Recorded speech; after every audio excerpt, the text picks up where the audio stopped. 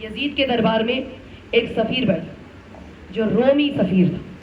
اس نے دیکھا کہ یزید امام حسین کے سر سے گستاخی کر رہا, تو اب تڑپ کر کھڑا اور کہا کہ اے ملعون, تجھے معلوم ہے کہ خدا کے رسول نے تجھ پر لعنت بھیجی, کیونکہ ایک مرتبہ میں شہر مدینہ گیا اور میں نے شہر مدینہ جا کر سلمان سے پوچھا کہ میں تمہارے رسول سے ملنا چاہتا ہوں, لیکن چاہتا ہوں کہ ان کے لیے کوئی تحفہ لے کر جاؤں.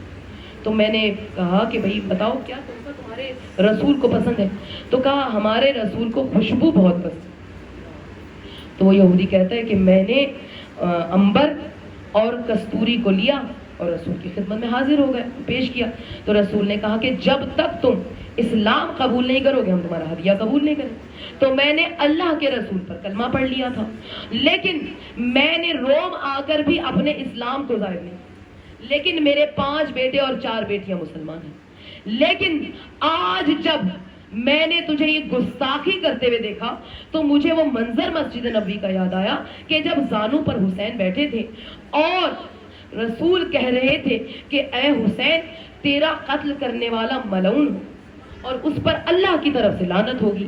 تو وہ کہتا ہے کہ دن گزر گیا, میں اگلے روز پھر مسجد نبوی میں گیا تو میں نے دیکھا کہ حسنین رسول کے زانو پر بیٹھے, ایک طرف حسن بیٹھے ایک طرف حسین بیٹھے.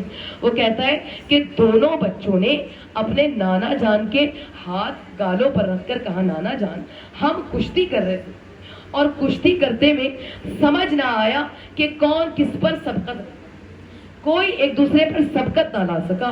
تو ایسے میں رسول نے کہا کہ اے میرے بیٹو کشتی کرنا تمہیں زیب نہیں ہے, ہاں اگر تم کرنا ہی چاہتے ہو تو تم ایسا کرو تختی لکھ کر لے آؤ, تختی پر لکھو تو پھر ہم بتائیں گے کہ تم میں سے سبقت کون رکھتا ہے.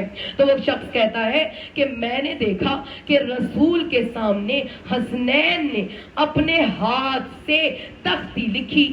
اب جب تختی پر ایک ایک سطر لکھ لی تو رسول کے سامنے لائے اور رسول نے کہا دیکھو مجھے تو اللہ نے نبی الامی بنایا, اس لیے میں فیصلہ نہیں کروں گا, ایسا کرو کہ تم اپنے بابا سے فیصلہ کرو.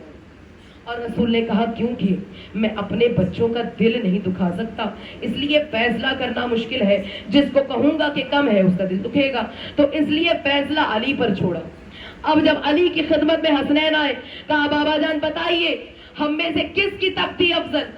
تو علی نے دل میں یہ گمان کیا کہ جب رسول اللہ نے یہ جواب نہ دے کر یہ ثابت کیا ہے کہ ان میں سے کسی ایک کو بھی افضل قرار نہیں دیا جا سکتا, تو پھر میں کیسے فیصلہ کروں.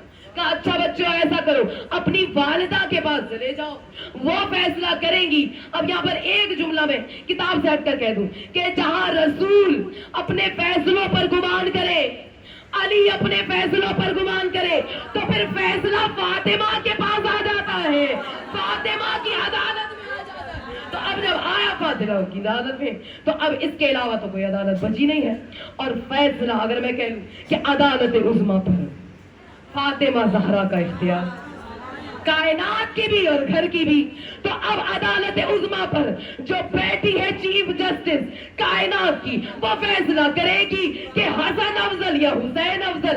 بی بی نے اپنے گلو بند کے اس موتیوں والے ہار کے ٹکڑے کیے اور کہا جو جتنے موتی پائے گا وہی افضل ہوگا.